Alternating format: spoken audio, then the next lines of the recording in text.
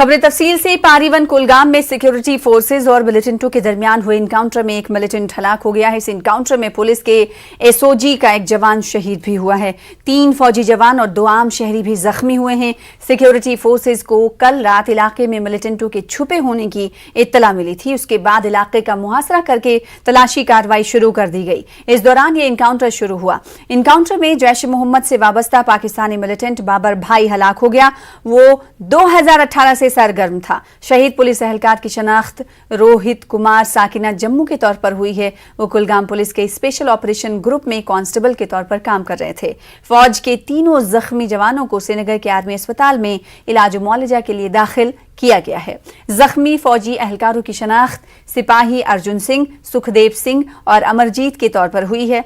DGP का कहना है कि शहीद रोहित को हाल ही में बेहतरीन काम के लिए प्रमोशन से नवाजा गया था। इन्होंने कहा कि इस इनकाउंटर में मिलिटेंट की हलाकत में रोहित ने अहम रोल अदा किया है।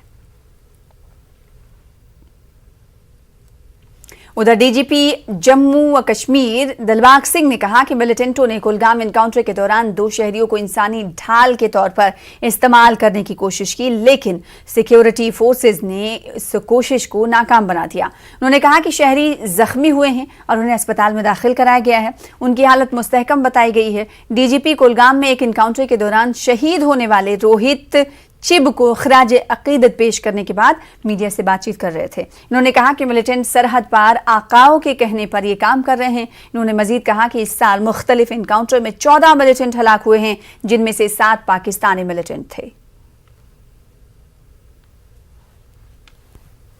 इस साल के अंदर जो नया साल शुरू हुआ है, अभी तक 8 कामयाब ऑपरेशन किए गए हैं, जिसके अंदर 14 दहशतगर्दों का सफाया हुआ है। इन 14 दहशतगर्दों के अंदर 7 पाकिस्तान के दहशतगर्द भी शामिल हैं। ये पाकिस्तान के पिट्ठू जो उनकी साजिशों के मुताबिक जहां पर आकर के दहशतगर्दी को अंजाम देते हैं, उनका सफाया करने का काम जो चल रहा है वो तेज़ी से चल रहा है। इन्हीं ऑपरेशन के दौरान उन 7 लोगों का सफाया हुआ जो पाकिस्तान से जहां पर दहशतगर्दी को चलाने के लिए आए थे। इसके साथ साथ जो टेररिस्ट जहां पर तंजीमें काम करती है, उनको जो सपोर्ट करने वाले अलग अलग तरह के मॉड्यूल्स हैं, उनका सफाया भी साथ में किया जा रहा है। इसमें पब्लिक का, आवाम का खुला साथ हमारे साथ है और हम लोग महसूस करते हैं कि साल 2022 के अंदर जैसे 21 के अंदर बड़ी तादाद में दहशतगर्दों का सफाया हुआ, लोगों ने चैन की सांस ली और हम और ज़्यादा दहशतगर्दी के माहौल को साफ करेंगे। हर ऑपरेशन के अंदर हमारी जो कोशिश रहती है कि सिविलियन जो हैं उनको बचाया जाए। इस ऑपरेशन के दौरान भी 2 सिविलियन जो जख्मी हुए, जिनको मिलिटेंट ढाल बना करके वहां से निकलना चाहता था, सिविलियन को ढाल बना करके उनको आगे लेकर के गोली चलाना, फोर्सेस के साथ आकर के भिड़ना, इसमें लोगों का नुकसान करना और फिर उसको सिक्योरिटी फोर्सेस के नाम पे चढ़ाना, ये एक नई साजिश पाकिस्तान की एजेंसियों की है, जिसको बार बार बताया जा रहा है। जैसे कि हैदरपुरा के एनकाउंटर में भी हुआ, उसमें भी ये बताया गया। इस तरह की जो साजिशें हैं उनको भी नाकाम किया जाएगा। जम्मू कश्मीर पुलिस की जानिब से स्पेशल ऑपरेशन ग्रुप के शहीद रोहित कुमार को पूरे सरकारी एजाज़ के साथ पुरनम आँखों से खराज अक़ीदत पेश किया गया। पुलिस लाइन्स कुलगाम में पुलिस के आला अफसरान की मौजूदगी में खराज अक़ीदत पेश करने के बाद शहीद रोहित कुमार चिब की जज़्द खाकी को उनके आबाई गाँव रवाना किया गया।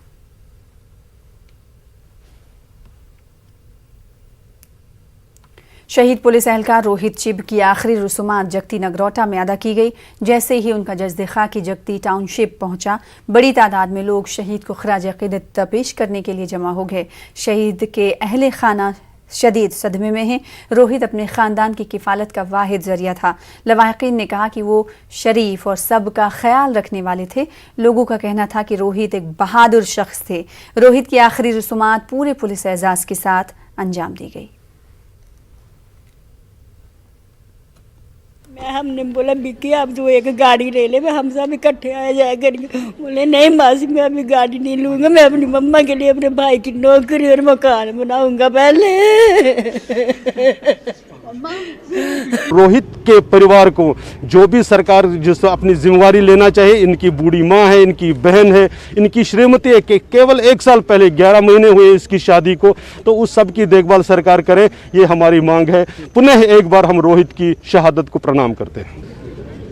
ये जो कुर्बानी दी है उन्होंने, सबसे बड़ी कुर्बानी, अपनी जान की कुर्बानी दी है, ऐसा मिसाल मिलती नहीं है। और जम्मू कश्मीर में जिस प्रकार से हमारे जम्मू कश्मीर पुलिस, हमारे सुरक्षा बल, हमारी सेना भारत की रक्षा के लिए अपना शहादत दे रहे हैं और जम्मू कश्मीर के लिए लोगों को दे रहे हैं, उनको मैं अपनी श्रद्धांजलि भेंट करता हूँ। डोडा जिले में भलीसा के कलगुसर पंचायत में 2 हामिला खवातीन को एक चारपाई पर बिठाकर करीबी अस्पताल ले जाया गया। अहले खाना ने बताया कि सड़कों पर 5 फुट बर्फ जमा रहने की वजह से हामिला खवातीन को चारपाई पर ले जाना पड़ा। गंदू इंतजामिया की जानिब से सड़क पर जमा पानी को साफ नहीं किया गया, बर्फ को साफ नहीं किया गया। दोनों हामिला खवातीन रीता देवी और जुलेखा बेगम को तकरीबन 30 किलोमीटर तक चारपाई पर ले जाना पड़ा। मकामी लोगों में गंदू और डोडा इंतजामिया की मौसम सरमा की तैयारियों के खिलाफ बरहमी पाई जा रही है। लोगों के मुताबिक सड़क राब्ता न होने से अस्पताल इंतजामिया भी कुछ नहीं कर सका। लोगों ने गंदू इंतजामिया से फौरी बर्फ हटाने की अपील की है ताकि मुस्तकबिल में किसी मरीज को इस तकलीफ से ना गुजरना पड़े। और यहाँ कम से कम भी 5 फुट बर्फ है, 5-6 फुट के दरमियान में बर्फ है। और यहाँ पर कोई मशीन नहीं आई है यहाँ पर सरकार की तरफ से। रीता देवी जो 5-6 दिन से बीमार है और प्रेग्नेंट है, तो उसको यहाँ से पालकी पर उठा के 20 किलोमीटर, कम से कम भी यहाँ से 20 किलोमीटर ग्वाड़ी बस स्टैंड तक लिया। और उस लड़की की हालत जो है वो बहुत खतरनाक थी और गोंदों में उसको रेफर करके फिर उसको जम्मू भेज दिया। रोड के साफ करने के टेंडर भी हो चुके हैं, लेकिन किसी जेई ने, एक्शन वगैरह ने कोई मशीन रोड पर नहीं लगाई है और बड़ी मुसीबत का सामना करना पड़ रहा है हमें। तो सुबह 6 बजे हम जशोर से निकले हैं और अभी भी हमने पुल क्रॉस नहीं किया है। पुल भी बड़ा कमज़ोर है, पता नहीं इस पर से पार होंगे या नहीं होंगे। इसलिए गुजारिश की जाती है जनाब वाला से कि इलाका का हाल जुबासिर को नज़रसानी की जाए और देखा जाए। ईरान से सेब की दरामद से कश्मीर में मेवा काश्तकारों के साथ साथ अब कोल्ड स्टोरेज इंडस्ट्री को भी नुकसान होने का खदशा लाहक हो गया है। जिला पुलवामा के सिडको इंडस्ट्रियल इस्टेट लासीपुरा में 22 के करीब कोल्ड स्टोर कायम है। हर साल मुख्तलिफ इलाकों से मेवा काश्तकार सितंबर से ही यहाँ पर सेब को स्टोर करते हैं। तकरीबन 4 माह के बाद स्टोर से सेब निकालने का काम शुरू करके इसे मुल्क के मुख्तलिफ फ्रूट मंडियों में रवाना किया जाता है।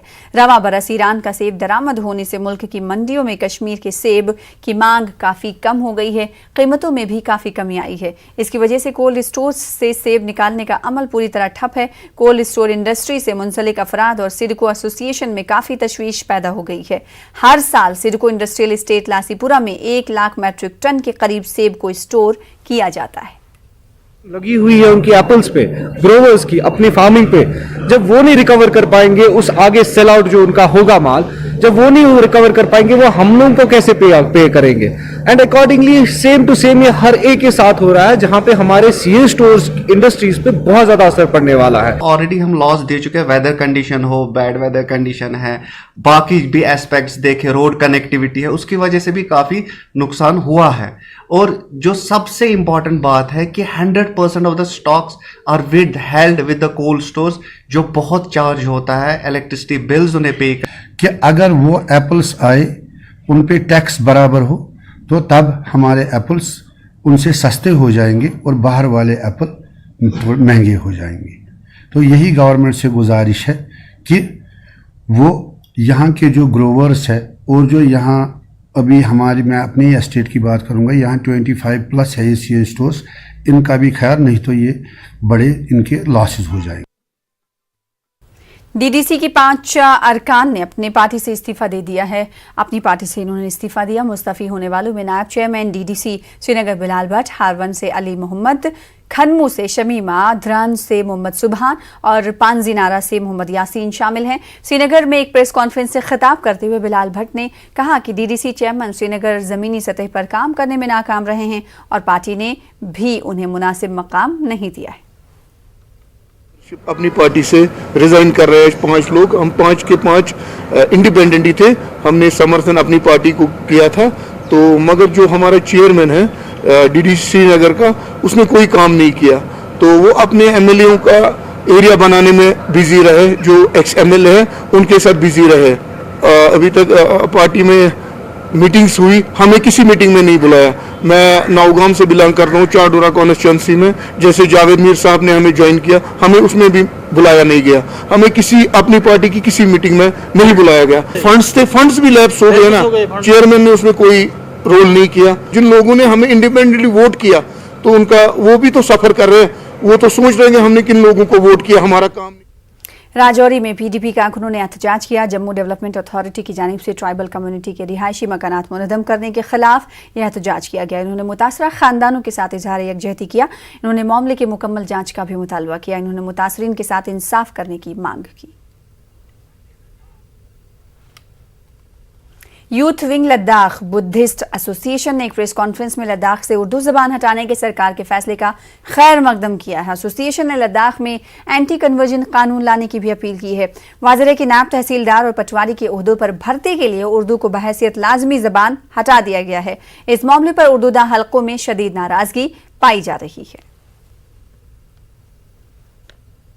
ऑर्डर दिखा हमारा जो लद्दाख के यूटी लद्दाख के जो रेवेन्यू डिपार्टमेंट में आपका ये हिंदी और इंग्लिश को भी उसमें ऐड किया गया है, तो उससे as a Ladakh Buddhist youth की तरफ से हमें बहुत खुशी हुआ, क्योंकि ये जो डिमांड था काफ़ी साल पुराना डिमांड था, तो ये आज हुआ है।